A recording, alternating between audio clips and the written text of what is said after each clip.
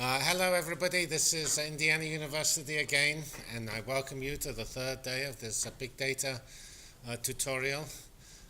Today, we'll focus on some applications of cloud platforms and Microsoft technologies, Azure, and also the work we've done on Twister, which is an extension of MapReduce. First, I'd like to introduce Judy Qiu, who is an assistant professor in the School of Informatics and Computing, and she will talk about cloud platforms. Thank you.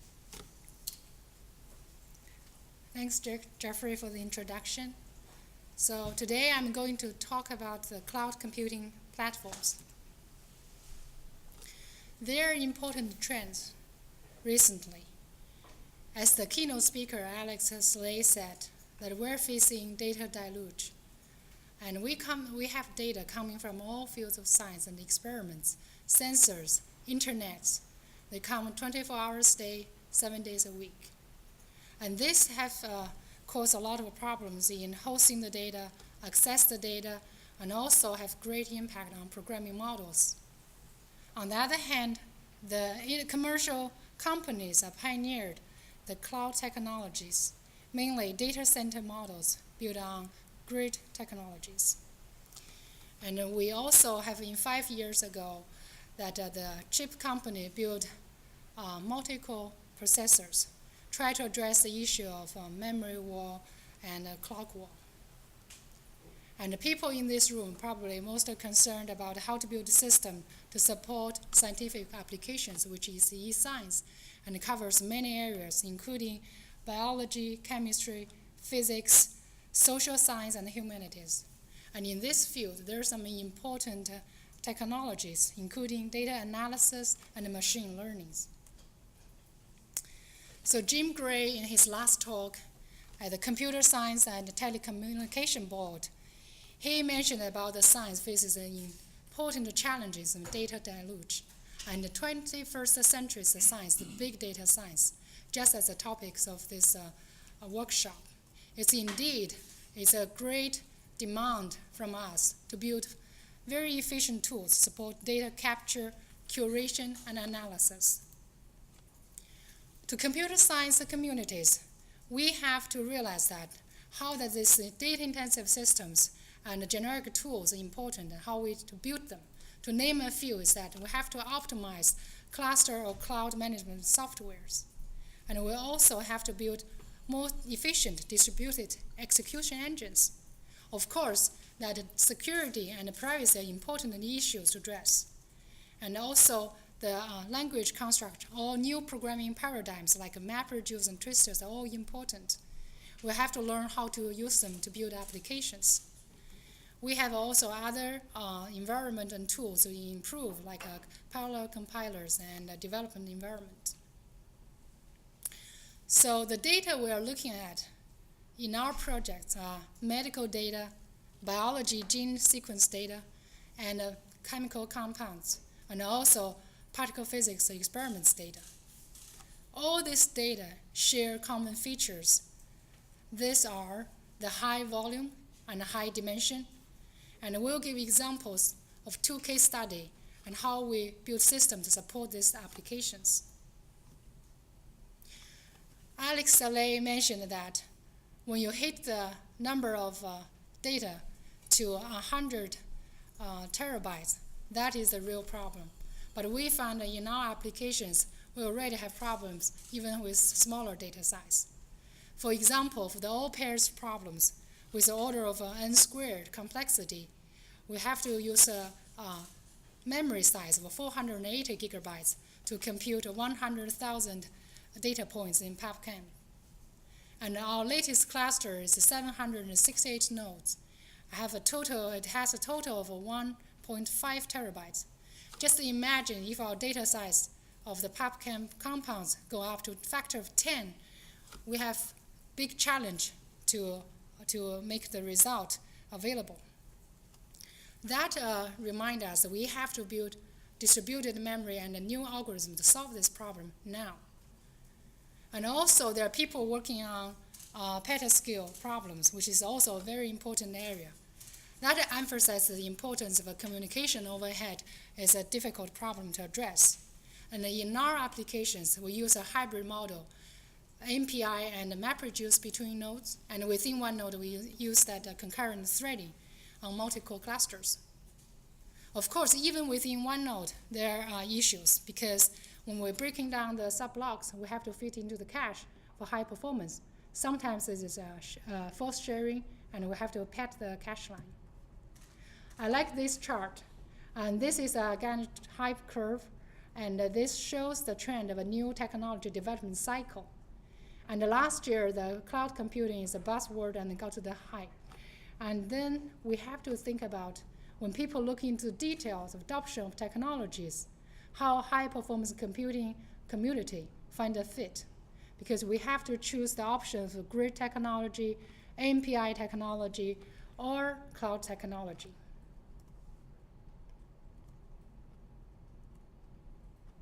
This stack shows that very well the cloud has the complexities. At the lower part, we see that the infrastructure as a service, which is just yesterday the speaker talked about the Amazon EC2. And also we have a student have a hands-on sessions about how to using Hadoop, which is a top layer on top of this is software platforms. And this is including also Azure and also MapReduce, which is important platforms. I will talk extensively today.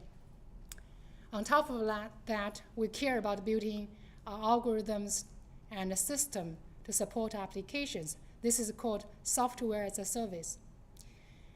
And with all these generic tools we provide, we're supporting all kinds of scientific applications and activities, which is cyber infrastructure, research as a service. This slide shows the importance of features of cloud computing. One is the cloud infrastructure we've already mentioned. Another one is the cloud runtime or platform. And Google pioneered the MapReduce, the concept and implementation. And Hadoop is an open source implementation of that. And today, later, we'll have people talk about the Dryad/Dryad link. Of course, the cloud is a very new field because it evolves very fast. You will be not surprised to see all kinds of new services provided. In fact, very recently, Amazon provided a cluster service on cloud. MapReduce is so successful. Originally, it's from the information trivial field. But we want to extend this to apply to a wide range of scientific application to support data analysis. Of course, we can also use the parallel algorithms like a traditional way, but also we want to see if we can extend that to support iterative MapReduce operations, and we'll bridge these two ends. I note that MapReduce not only run on VM, we can run without VM. This is a summary chart about this cloud platforms. If you look at the top rows, the 5 rows, it's the important features shared by both grid and cloud systems. Of course, that authentication or authoritation is important for access control of systems. And a workflow system is equally important for grid and cloud. It orchestrates that the components work together. And the data transport is that between the computation and the storage is an important features. Of course, that software as a service is a concept rooted from grids, but we will see that is repeatedly important in cloud. And people have to deal with the relational database. The features below are mainly related to cloud, and you can see that the program library mainly store and manage images. And also there's some storage as a service like a blob and in Amazon S3. And we've listened to 2 talks in first day and emphasized the importance of the parallel file systems. And the table is a lightweight database file, just like Microsoft Excel. And the Qiu systems is simple publish subscribe systems. And the worker role is used to schedule tasks internally to cloud. And the web role is an interface from user to cloud. And finally, you come to MapReduce. It's one important feature in cloud platform, and we'll talk about. If you look at this chart, you will see that the major architecture of a MapReduce. So data come from the instrument of the sensors and sequencers, and they initially stored on disks. And then they go through these pipelines of map tasks. And finally, there is a reduction operation before this go to the portals for users to access. I note that an important feature of this chart is that map tasks are independent from each other, but they write to disks. So this is supporting a fault tolerance. And this is a contract of a classic MPI and the iterative MapReduce model. And you can see the iteration stages between map and reduce, and this is actually have low latency and have synchronization, and they have some state because the data hosted into cache to achieve high performance. A typical graph shows the MapReduce, including the components of data partition, and map and reduce, and the key value pairs. And we have a small example to show the concept. So there's the little boy called Sam. He tried to use apple to make an apple cider. So what he does is that he cut the apple into slices and put it into the blender to make a juice. What if that all the fruits come in cargos? It's huge volume.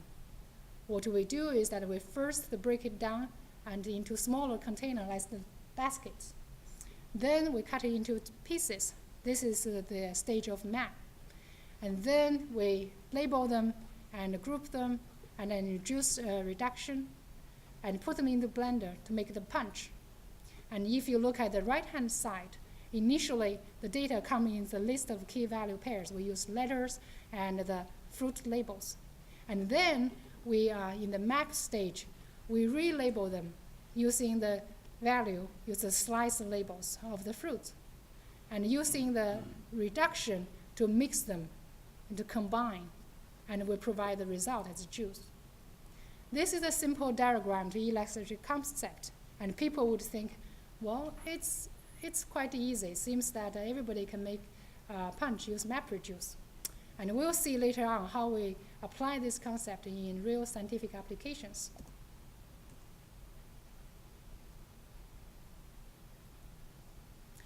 This graph has comparison of two MapReduce programming models. One is Hadoop, another is Dryad. Yesterday already you have been through the hands-on session extensively. I hope that you have all done your homework or get a sense that how to program using Hadoop. And without going to the details, I have to mention that the difference between these two programming software. And Hadoop is a model using the schedules of tasks using the queues, and while Dryad Link using the DAG. And also they call the Dryad execution engine. And on top of that is a Link programming interface for queries. And today later that Microsoft will introduce that Dryad Link. This is my first example of scientific application using particle physics. The problem here is that we have a lot of physics experiments data, and this particular one is a Monte Carlo simulation. We try to find Higgs from this simulation data. One important I have to emphasize is that histogram is a legacy code used by a lot of data analysis applications. And what we're doing now here is trying to use MapReduce to make a parallel histogram program. Here's the chart how we do this. We first got the high energy physics data, and we partition the data into smaller files, which is in binary. And we use that the root is a legacy code function to generate sub-histograms, and we wrap that into each mapper and take the input data file and do the computation. And then at the reduction stage, we merge the sub-histograms into a bigger histogram. And finally, we call a client visualization tool to visualize that. So here I should emphasize that we use key value pairs in the way that we use initially we take the file names from the data. And then at the map stage, we use this histogram as the key value. And then we mix them to merge as the final histogram file. This is a chart to compare 3 implementations. And you can see at the bottom part is the amount of data across the x-axis. On the y-axis, you can see the execution time in seconds. And in fact, that a twister performs the best. It's in color blue. And then next to that is a Dryad link. And it seems that Hadoop is not doing very well. The explanation of this is that because for this simple application, the computation itself among 3 implementations, no difference. But the main difference is the data locality. Because Hadoop file system is not very efficient in Infinity in this case, but the data is stored in local clusters for Twister, so it performs very well. And the same thing is true for Dryad, because the data is local. This is a table to summarize different cloud platforms. And we have this cloud, Amazon Web Services, and also Azure, and also 2 MapReduce paradigms. So the major difference, if you see from the features, is the programming patterns. As we emphasize that Azure using master worker paradigm and try to run independent execution jobs. And this is a typical high throughput model. And on the right-hand side, we can see Hadoop is a MapReduce model. We gave an example in earlier slides. And also that Dryad link is using DAG model, and it's extension of a MapReduce. Of course, all of them share the fault tolerance. That's a key feature of the cloud technology. And the storage is an important service provided by cloud. And you can see S3 and Azure Cloud Storage is service. Hadoop have the Hadoop file systems, and Dryad link, as we mentioned, using local files. Of course, the environment is very different. And we also have Linux versus Windows on different MapReduce options. We have to mention about at this stage, this technology is still evolved, but we evaluate the programming, the friendly of programming models is that we find that MapReduce has a higher level interface, the higher the complexity of parallelism. So we think at this stage, it's much simpler than using that EC2 and Azure clouds. And load balance is important, always important issue for parallel computing. So for the clouds and also Hadoop MapReduce, they have some dynamic scheduling, absorb that load balance very well. And the Dryad link uses static scheduling, but it's optimized for network topology. We have multiple applications in life sciences, and I will give case studies of 2. One is the sequence alignment using pairwise distance calculation with Smith-Waterman algorithms. Another one is that multi-dimensional scaling, which is a powerful visualization algorithm to visualize PubChem data. And we noticed that NIH PubChem data is 60 million compounds. This is the pipeline model, the simplest of the workflow. It shows that the sequencing pipeline take the initial FASTA data of sequences. And firstly, we partition them into smaller blocks. And then the key computation of alignment is that you use the 2 gene pairs to compare the distance between them and then make a matrix of scores. And this is called dissimilarity matrix. Because we do some optimization and take advantage of symmetric features, we only calculate half of the scores. And you notice that we use the MapReduce technology initially for this kind of distributed data to do the processing. And the later stage, and we can see apply a variety of data mining algorithms, including pairwise clustering and multidimensional scaling, and prepare data for visualization tools also will mention. So this chart illustrates that the research of a pipeline model is very important because it provides a service model, which is a software as a service, either at the individual pipeline stage or as a whole, orchestrate as a whole service.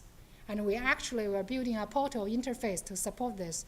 So in the future, people like biologists or bioinformatics people can provide us with the FASTA files, and we will process them through the backend cluster or cloud systems and get a result to provide a visualization result to them.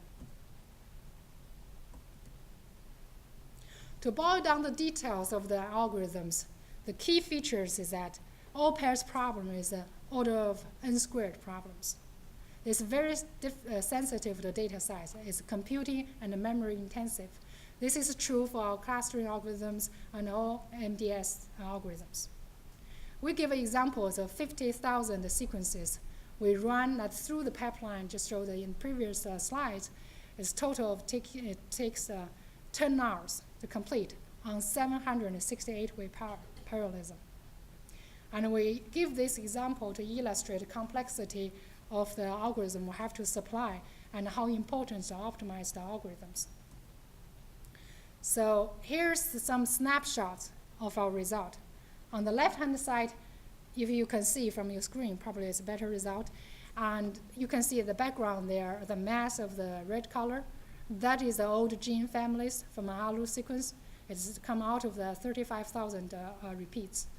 And because the evolution, the young families is coming out in yellow and green, it clearly shows the clusters. On the right-hand side, we have the metagenomics data. It's a total of 30,000 genes. And it shows that the 17 clusters, we label them with different colors. And note that we have a hierarchical implementation. We can select the subregions and recluster them and see the details of the clusters result. Those charts are also very important because usually when you do data analysis, people won't believe your result until they see it. So that emphasizes the importance of visualization tools that we had a talk in the first day. And we're actually working with them to implement our visualization tools using Pervasive. For the all pairs algorithms implemented in two technologies. One is a classic MPI technology. Another is a dryad MapReduce technology. So without going to the details, you can see the performance comparisons is that total compilation is the 125 million distances, and we use that less than 5 hours. And this is executed on these two files. One is ALU, another is metagenomics, and this over the time that we emphasize both fine-grained tasks in MPI and coarse-grained technology using this dryad link have a comparable result we can achieve using this technology for these all pairs problems. We need to emphasize the importance of a data structure. So whenever design an application, you have to look at the structure of the data. And the distributed data sometimes is random, sometimes it's not, especially for gene data. In average, the gene sequence we are given is a size of 300, 400 in length. But some of the gene size is much bigger, in thousands in length. So in this case, when we do the calculation, we have to study the inhomogeneity and their impact on performance. So if we have inhomogeneous data, you can see that from this chart, we have the standard deviation of the length of the sequence, and then we have the execution time on different implementations. You can see the charts are very flat. That shows the scale up very well on inhomogeneous data, which is random distribution. And this chart shows it very clearly that if we have a screwed data, which is that means that if we put all the long gene sequences at the end of the execution, that may take a longer time to finish. So you see the performance result is screwed. And that shows when you design your computation, you have to take into consideration of the load balancing issues. Of course, that the technology of scheduling to optimization from static to dynamic is not difficult to implement that. Here is another perspective we want to mention, because people keep asking me, should I run a program on virtual machines or not? So this chart shows the figures we got. With the data size of sequence going up, you can see the performance degradation ratio going down, and it stabilizes at around 15%, which is a very reasonable number. I have this table to summarize the application classes. This is very important.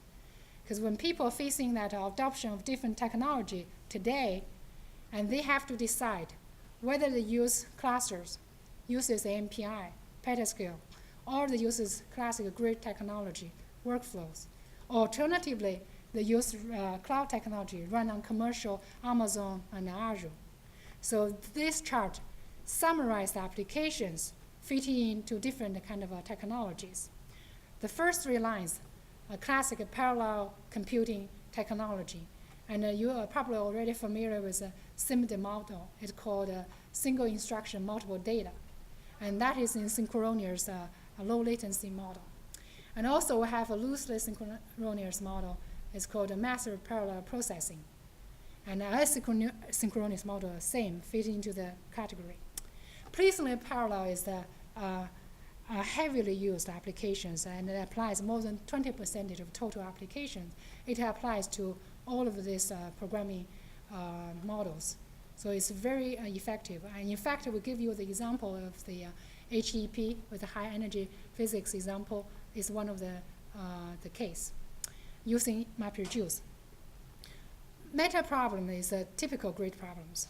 It tries to use the workflow to connect the coarse-grained components together. And of course, it also applies to cloud. Finally, we have the MapReduce technology. We either have a very simple map task using placement parallel. Also, we have MapReduce, like the HEP application. Alternatively, we have more complicated iterative MapReduce extension to support a large range of applications. And this chart actually shows the details of interconnection patterns. If you see at the left-hand side, the simple map. So you take the input of data already partitioned, execute map task, write it out to I/O. This is a typical case of CAP3. And then you have the classic map and reduce. And we give the example of a pairwise calculation and high energy physics example. Iterative map reduce, which is a complicated one because they have multiple iterations that is very common in data mining algorithms such as k-means, deterministic annealing, clustering, and our multiple dimension scaling problems. For our case, we have in average 2,000 to 4,000 iterations for this algorithm to execute. Of course, it's not affordable if we use typical MapReduce technology, as each state just write to file I/O. On the right-hand side, you can see the classic MPI model for scientific application to solve differential equation problems. Here is the twister and the architecture. I will not go into the details because Jalil will introduce that extensively in later talks, but I have to mention that twister using the streaming model and the cache to accelerate the performance, using long thread also. And we have released a twister on March the 15th. You can go to the website iterativemapreduce.org, and there are downloadable softwares, and we have a lot of examples to show how to use twister for good applications like in scientific calculation. This is the details. We have example of k-means.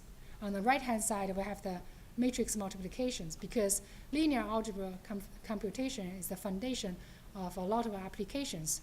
So we show that using iterative MapReduce computation, we can achieve very good result. If you look at this 2 chart at the bottom, you can see that actually twister outperforms MapReduce models. It's quite comparable to MPI. Here's an interesting chart I want to mention because PageRank is a really important application for information retrieval. And you can see from this chart the performance of a twister over the number of URLs versus the time it used is a factor of 10 better than the Hadoop.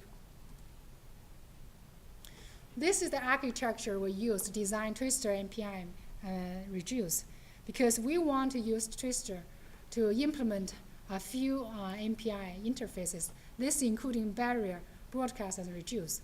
And we have noticed that this interface is very helpful and apply to most of the cases we need. Some of the more complicated interface from MPI, probably not easy to implement because of the constraints of the latency. And we tested that. We plan to test them on different kind of cloud platforms. We're using Azure, we're using commercial cloud, we're using future-grade academic interface, and also you can use on cluster systems, private cluster systems. And we already demonstrated we can run the Java twister. We are implementing Azure twister. On top of that, we'll have a twister MPI reduce to bridge all these different programming patterns and to support a variety of applications we care about. This is a table summarizes the cloud platform technologies. On the column side, we'll see that we have a Google MapReduce, Apache Hadoop, and Microsoft Dryad Twister, and Twister, Azure Twister. And in these rows, we can see different programming models and data handling, scheduling, failure control, and language support environment, and intermediate data transfer. Without going into the details, you can reference on the Google document. I will go to the next slides. This is my second and last example of scientific application that we developed. So note that data dimensional reduction itself is old technologies, but it becomes increasingly important because of large and high dimensional data, and we want to visualize them. So we applied several technology here. Two of them is that I mentioned is one is a dimensional scaling, MDS. Another is a GTM called generative topographic mapping. I noticed that the MDS is a chi-square fit problems, and the GTM is try to find a low latent space and map it to the high dimensional space. Both of these problems are very computing intensive. And you notice that the complexity of MDS and GTMs are order of n squared or order of n. And also we have to apply some optimization algorithm later on. These are some snapshots shows that the algorithm has been applied for the PubChem data. We use that over 200,000 chemical compounds. And it shows that at the background of the red is the chemical compounds. And we have 5 diseases identified from the database. We try to show the relationship of the PubChem compounds with the disease. This is important for the drug discovery. Later on Thursday, that David Wild will describe the applications, because the path of ontology and finding the relationship between the chemical compound and the genes and the disease is a very important approach to new drug discoveries. This is the interpolation method. It's a further optimization of the dimension reductions, because we can see that with the size of n growing larger, like for example, NIH PubChem has a total of 60 million data points. And we cannot run this, all this data in nowadays facilities. So we try to drastically increase the performance by approximation of interpolation. That will try to reduce the complexity to order of n. And we'll also compare this optimization with the original MapReduce technologies. We find that running on 16 nodes of our clusters, we gain a factor of 100 speed up in performance. So this is a summary of my initial results described today. And the cloud technologies, including Dryad, Hadoop, Azure, and EC2, they promise that for good life science computation performances. And we give 2 case studies and some examples in high energy physics. And also I emphasize that dynamic virtual clusters provide different choice for user to use in development environment, which is very important. Because of virtualization overhead is controlled at 15%, and it's acceptable. And also Twister is an important extension to iterative MapReduce problems. And we can solve a class of linear algebra and data mining algorithms. And also dimension reduction is very important for data visualization. So this NCSA workshop has three sections. One is petascale, and one is the big data for science, and the next one is multi-core. So you can see that the importance of this technology is addressing the issue of the parallel threading versus the processes, and also the cloud infrastructure on big data model and runtimes in MapReduce. And also we're facing the data-intensive applications that we try to address how to store and curation and also analysis data for visualization. Here is our vision of building a scientific cloud. And it is in fact we have built these systems from bottom up to show the prototype works. At the bottom part, we have the bare metals. We're using XCAD to dynamic provision the clusters. And also we use visualization technology like Zen to provide images. And on top of that, we apply different kind of MapReduce technology and classic MPI technology. We use a workflow to link all these services together to support a suite of scientific applications. That is the end of my talk, and I would like to acknowledge the contributions of Salsa Group, and this including the faculty and the staff and the graduate students. We also have collaborators from Indiana State and outside in the nationwide. This effort is supported by research technology of UITS and the School of Informatics and Computing, and our project is sponsored by Microsoft, NIH, NSF, and Pervasive Technology. Thank you.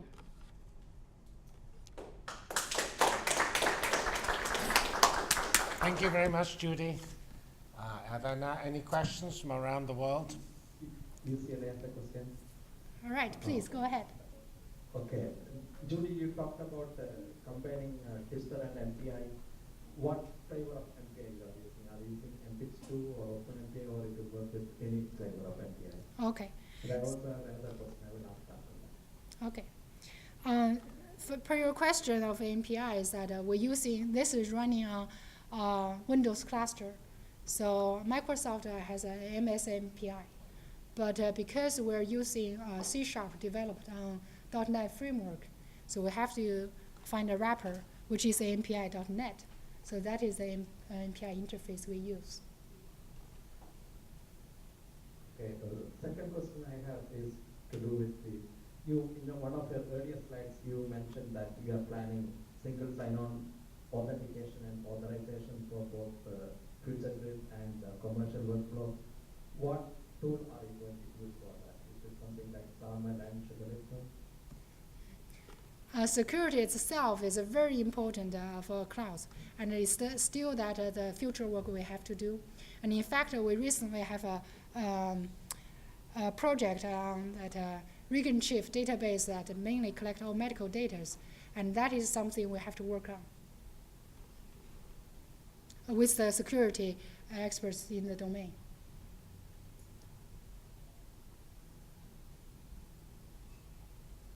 Any more questions? There's one more. Okay.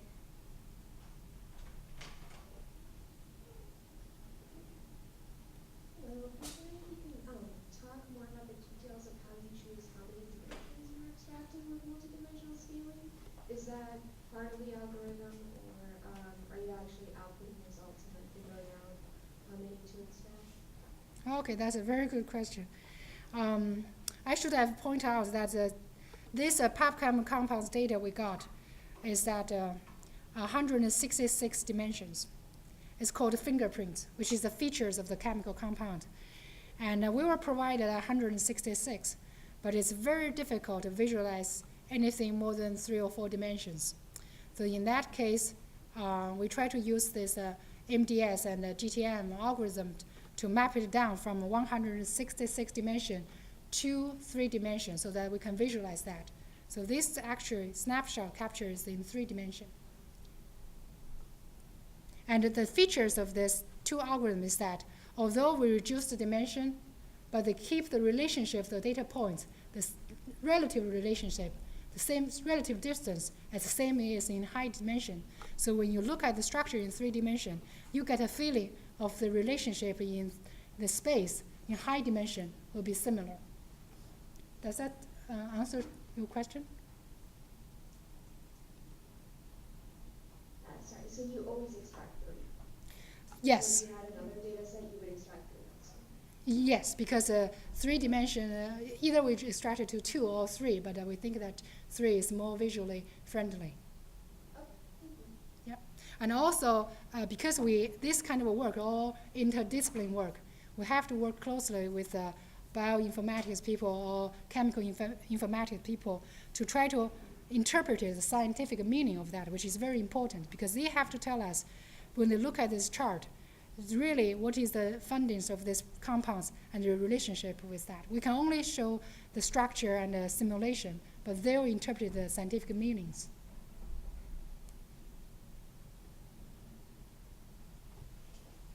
I have time to take a few more questions. Judy, would you mind explaining what exactly this chart is telling us? Well, we keep being asked this question. So this is a working in progress. What happens is that usually chemical compounds has high dimension. And because of so many dimensions, which one dominant to have the factors that relate to genes is very important. And already, like the docking in the drug discovery, they already find some chemical compound is very active to relate to some genes or disease. So what happens is that if using our clustering algorithm, we can find clusters.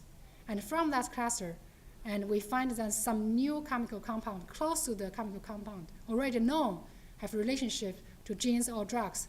So they may use that to go back to the lab to do wet lab experiments and to prove whether that's valid. If that is valid, that is the way they find new drugs. So the way that we do clustering and the way that we show to visualize that is a very interactive, intuitive way for people to analyze this data. Because obviously, they cannot take the 60 million compounds and choose each of them to do wet lab. It's too expensive. So they have to have some effective simulation model to break down to something relevant, which is the clusters. Usually, chemical compounds near to each other try to share similar features. That is the way that they work out in this kind of a drug discovery. Thank you for the good questions. If there is time, can I ask one more question? If there's time. In your graph, you compared the Twister and Hadoop, and you said Twister was able to make use of the local data and the Hadoop did not. I thought Hadoop also could use the local hard drive, right? Yes. This is achieved mainly is due to, again, it's because Twister has already put the data in local. So it's highly optimized. So locality is very important. So the main concept is that bring computation to data is the really important concept when you try to design systems. So this shows that because we use Twister, we know where data are, and then we use the mapper to just execute the computation, just sit on top of the data. So that is the most efficient way to do that.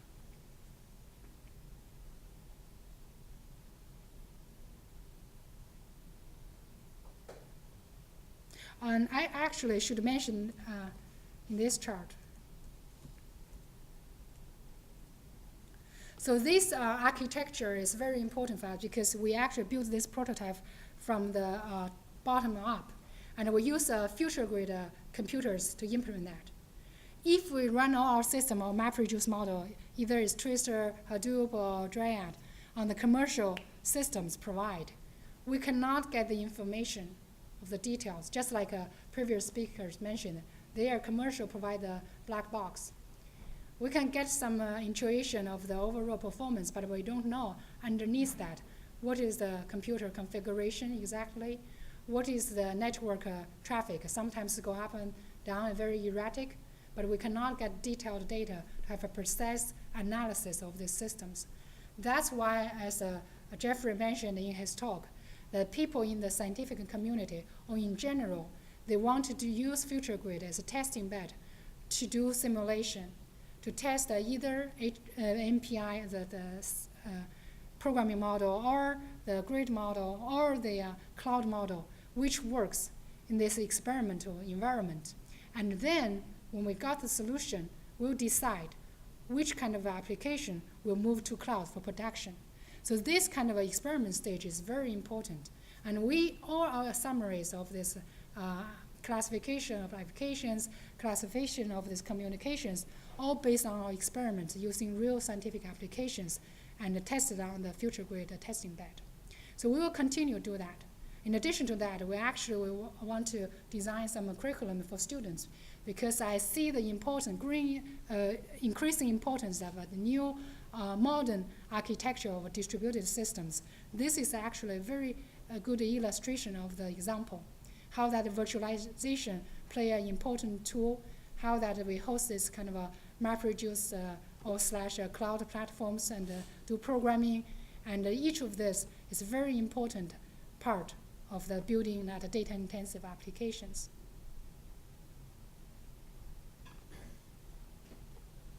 Okay, thank you.